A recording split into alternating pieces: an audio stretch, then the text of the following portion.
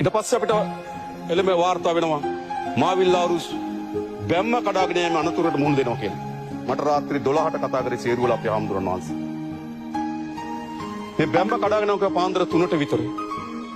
ඒ වෙනකොටත් අපේ දේශපාලන අධිකාරී ඊට මැදිහත් වෙලා ඒ පිළිබඳ මැදිහත් වෙමින් තිබුණා. ඒ වෙලාවේ නැවත හමුදාව පොලිසිය ප්‍රගතිශීලී පුරවැසියන් මැදිහත් වෙලා ගෙදර නිදාගෙන ඉන්න අය ඇහැරව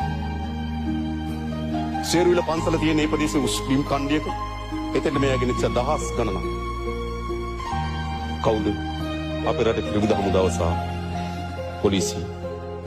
හැබැයි ඒ වගේ මා දන්නවා එම මෙහෙයුමේදී විශේෂයෙන්ම අපේ ඉතාමත් නිර්භීත